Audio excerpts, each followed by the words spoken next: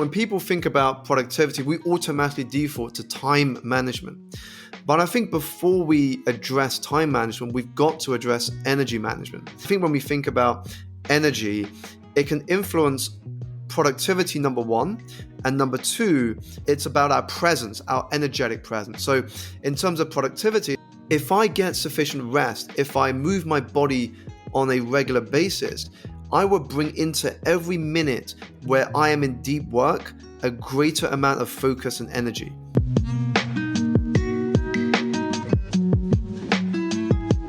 Welcome to the Mindful and Driven podcast, where we help you to not lose sight of what's really important while chasing your dreams.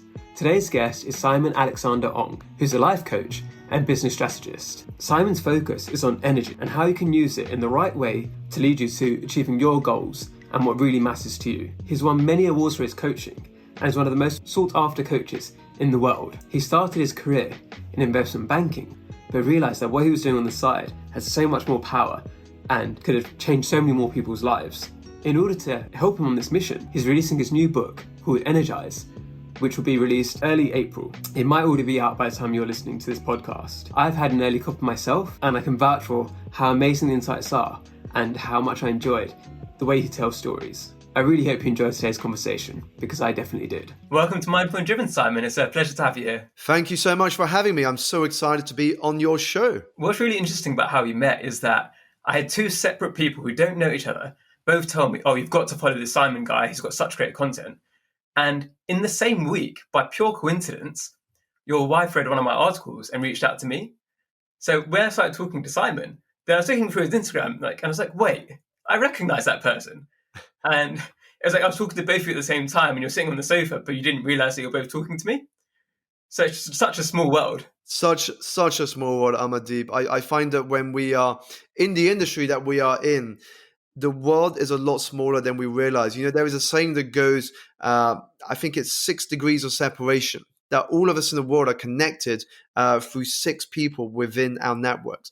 And so it's really fascinating how this works out in a practical way, as you've just shared. One thing I'm curious to get from you as we start off is, what's some common advice you often hear people say that you disagree with and think can sometimes lead people down the wrong path? Sure. I think one of the common advice is that I often hear a lot, especially from those who are just starting out in business or even on their personal growth journey, is that you've got to work hard. You've got to put in the hours. You've got to burn the midnight oil in order to beat your competition.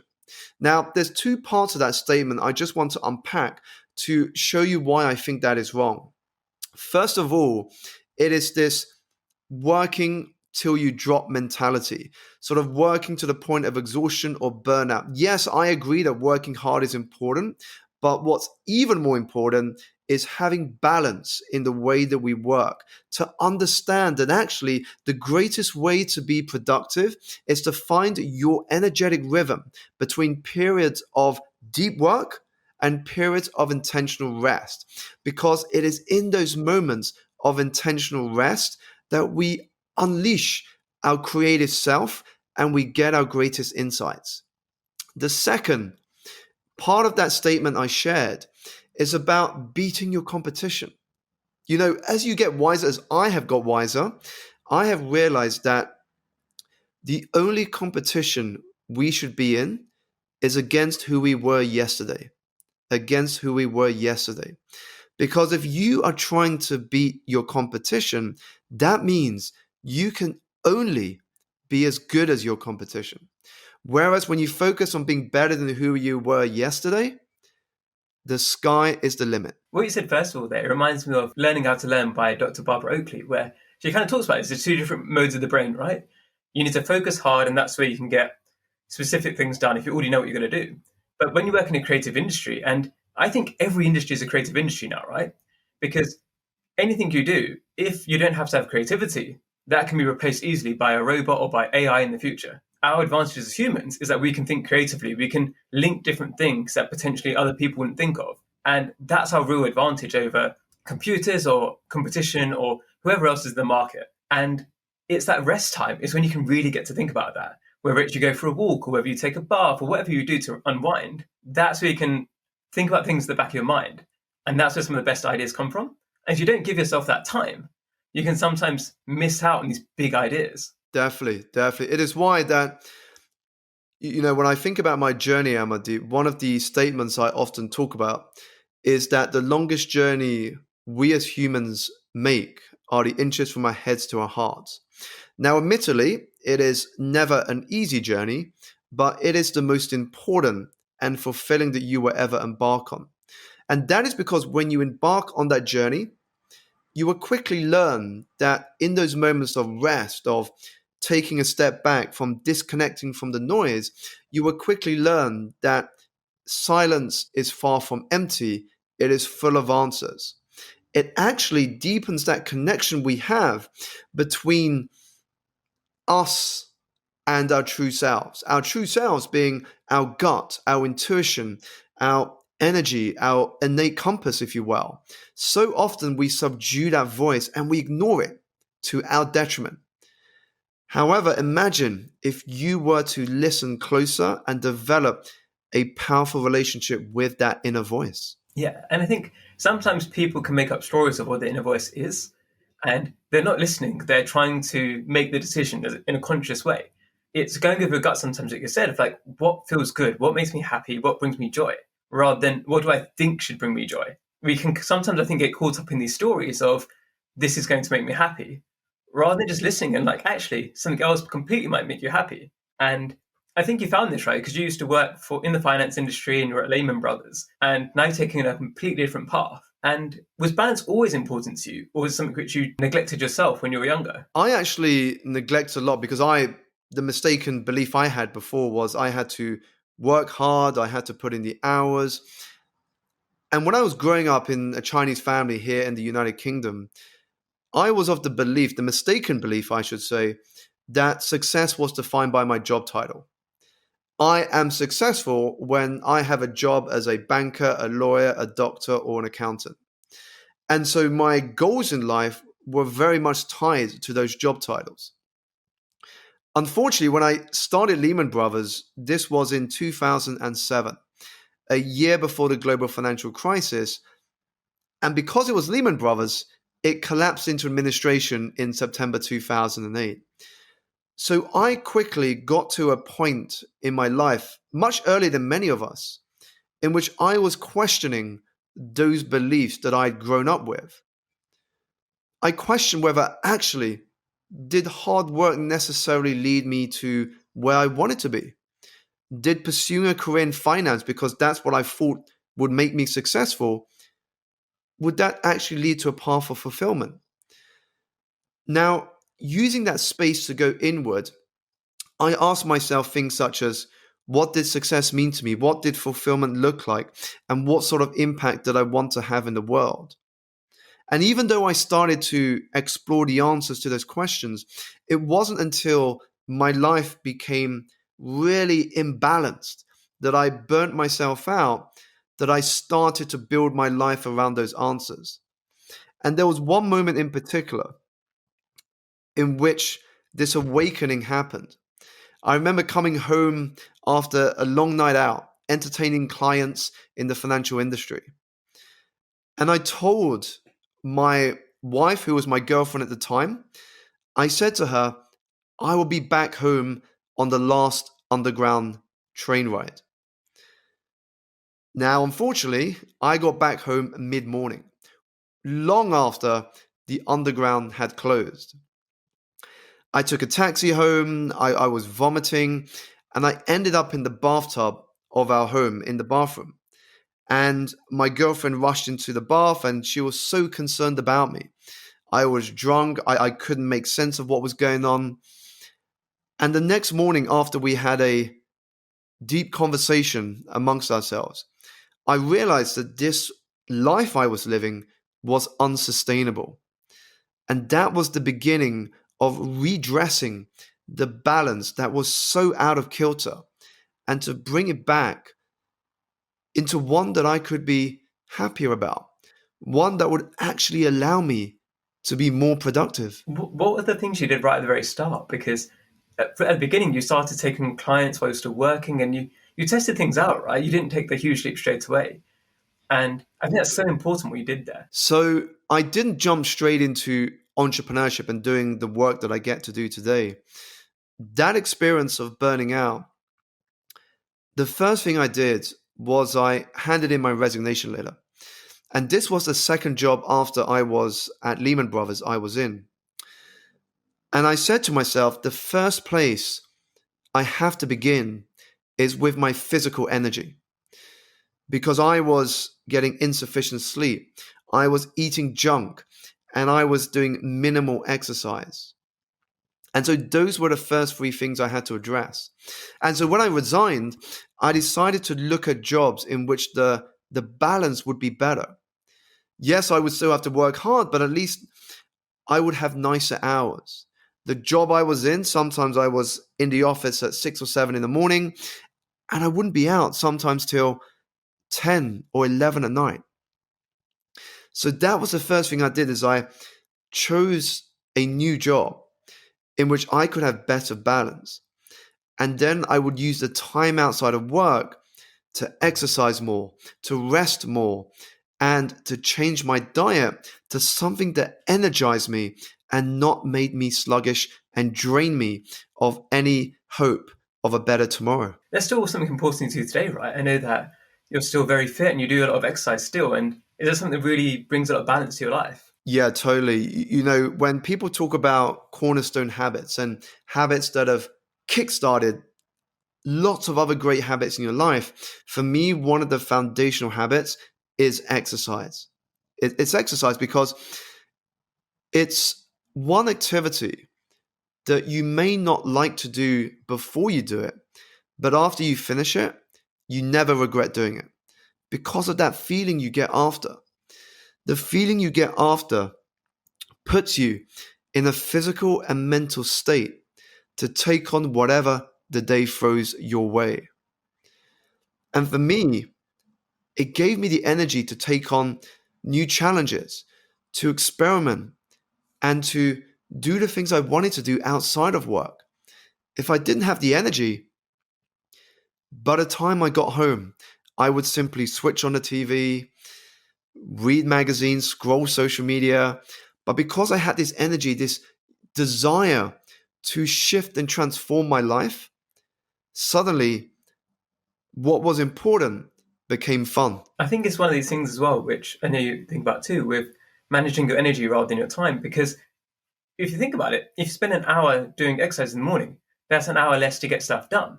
But the thing is, because you've done that, it means you have more energy for the rest of the day. So it means what you can get done in the rest of the day is much more.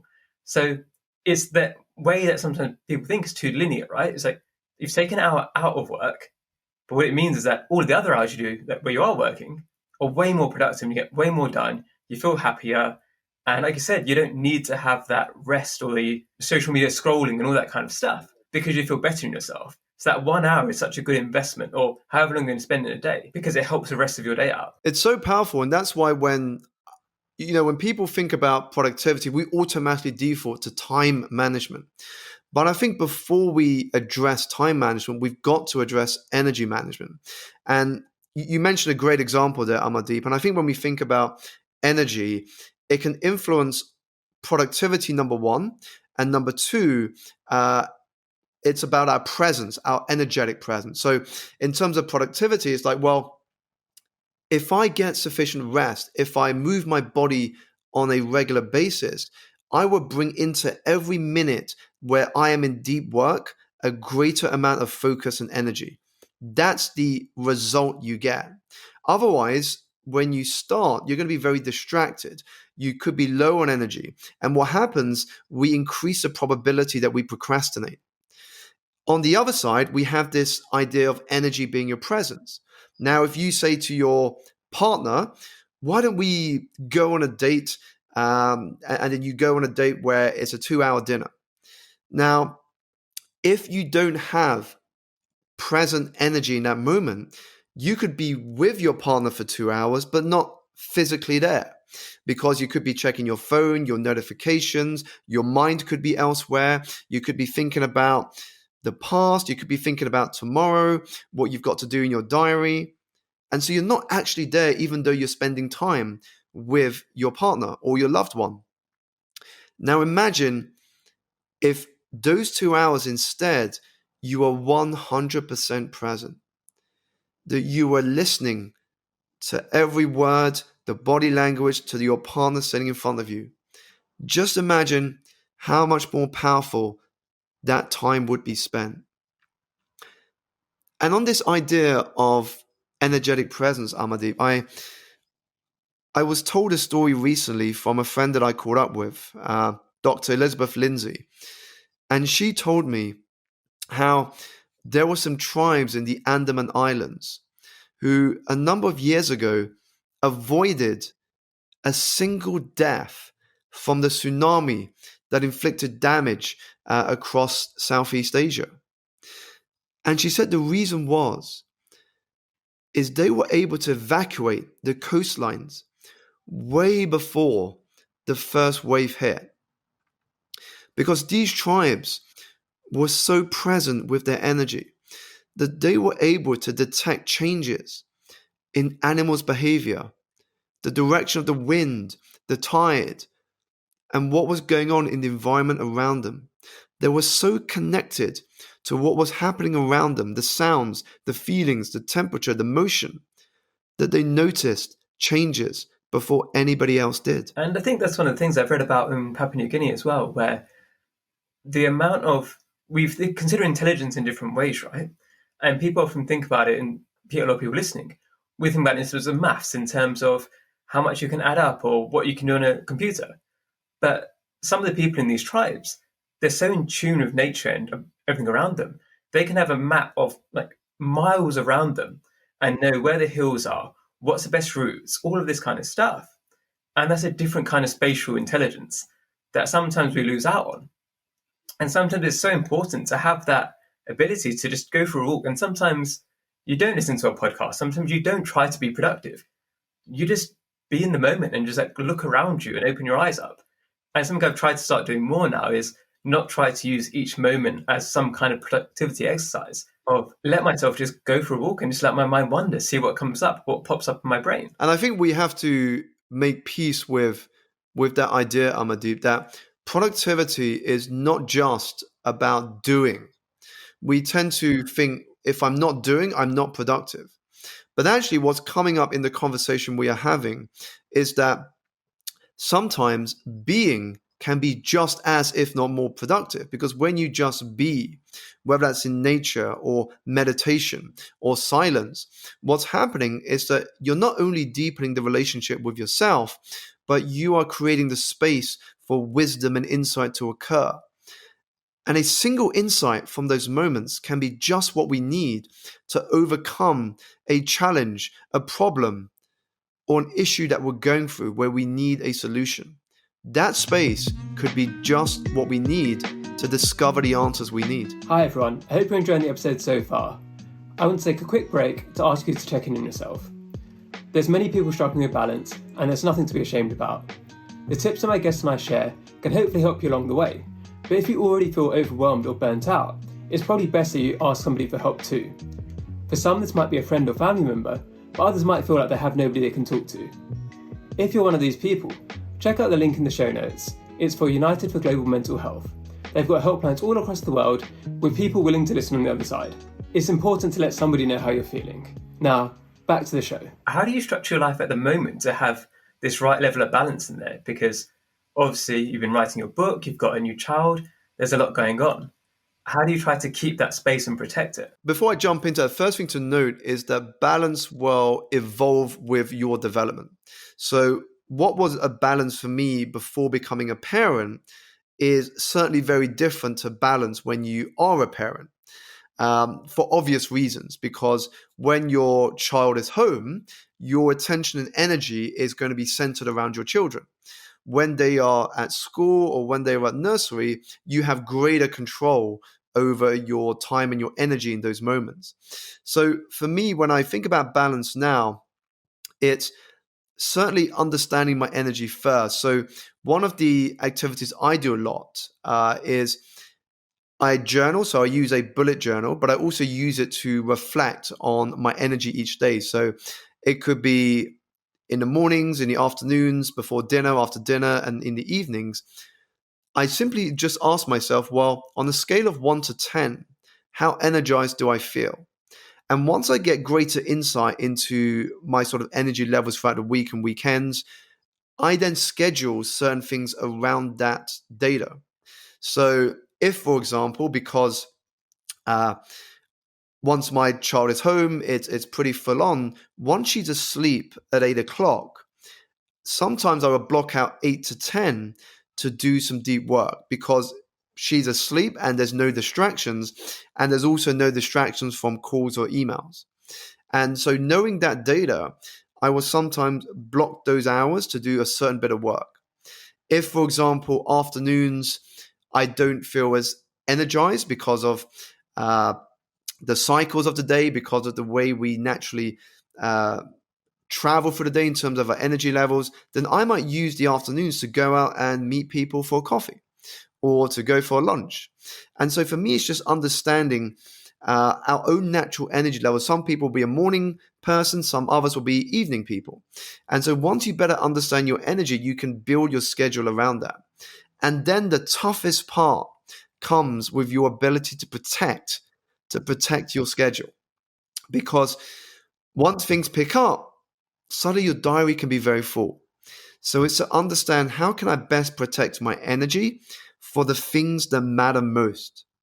Because, and I can't remember who first said this, but there's a statement that goes, you must keep the most important things the most important things.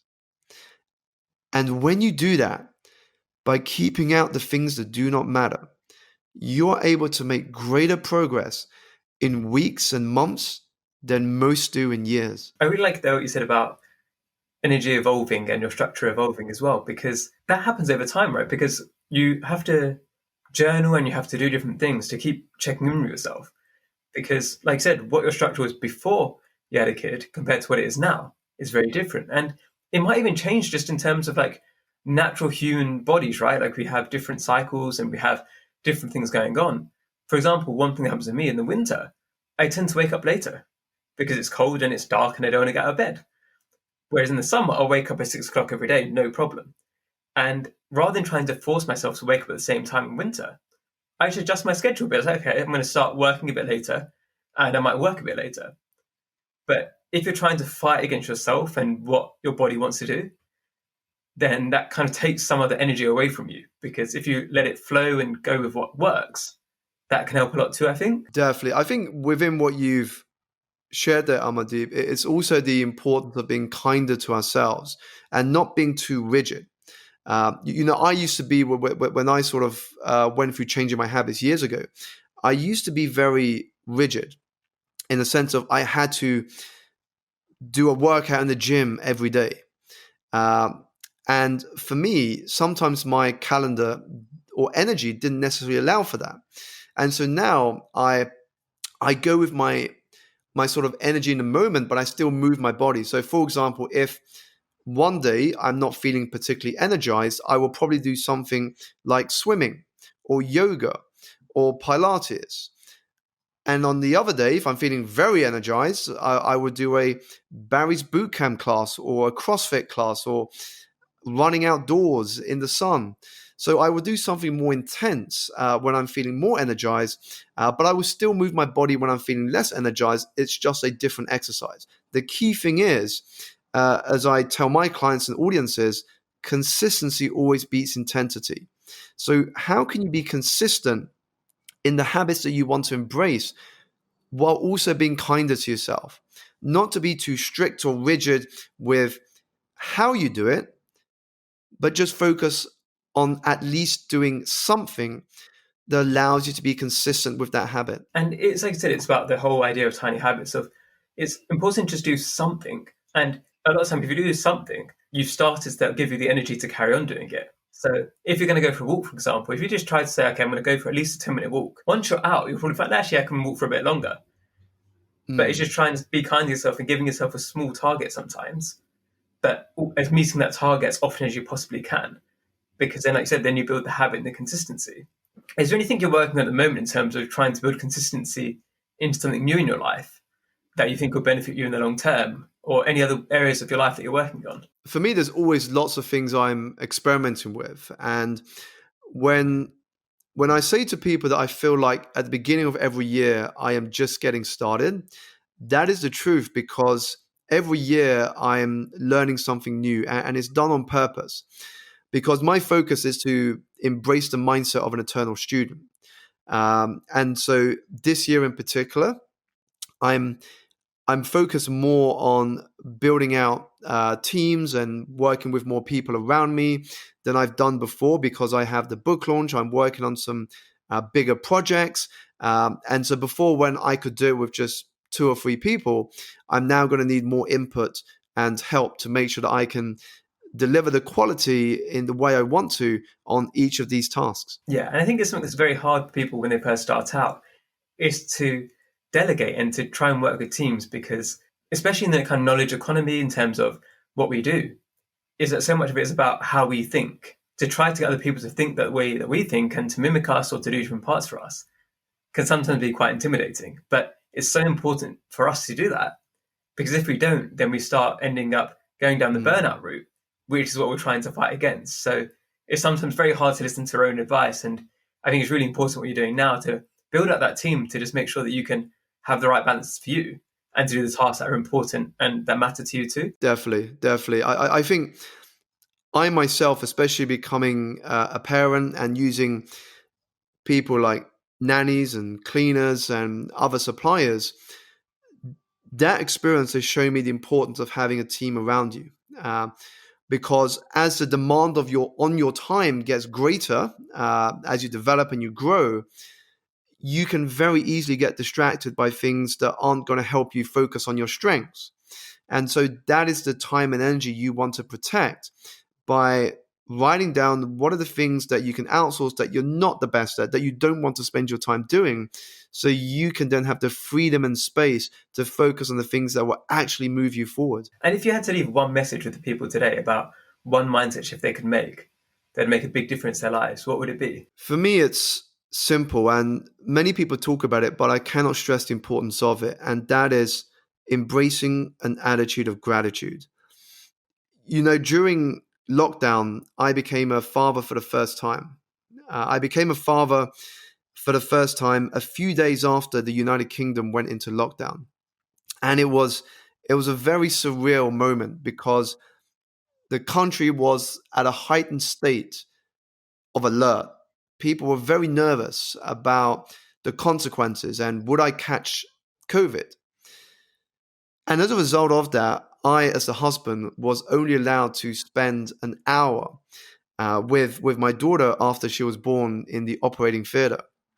And as I was holding our daughter in my arms, as you can imagine, you get washed over with love, and there's an emotional bond that nothing can prepare you for. But the experience also reminded me of something that we all tend to forget very easily. And that is the fact that you were born is a miracle. It is a miracle event. When you think about how many people on this planet cannot give birth, just to get to the point that you were born, to be able to experience this gift of life is an absolute miracle that we tend to easily forget. In fact, when you think about it, we have already won the greatest lottery there is going, the lottery of life. The question is, what are you going to do with that winning ticket of yours? What are you going to do with that winning ticket of yours? Because when you are truly grateful for the gift of life, the lens by which you see your reality will transform. That's beautiful. And I think a lot of people here listening are going to be wanting to see more from you. Where can they follow you? Where can they hear more about you, hear more about your book as well? Definitely. So my book, Energize, will be published by Penguin Random House in April 22 this year. And so you can get a copy of that now over on Amazon. The best platforms to connect with me on are Instagram. My handle is at Simon Alexander O, or over on LinkedIn. Perfect. And the final thing I finish up on is, What's one small thing that's brought you joy recently? For me, I think it is simply seeing people transformed and achieving incredible things because of conversations that we have had together. Because I have the privilege to have conversations with so many people from different walks of life, that to see them take action, however small, and to see them send me a message, a photo, or a video sharing how they have taken action and how it has impacted their life, those for me, Amadee, are the best messages that I get, and they are the things that are bringing me joy right now.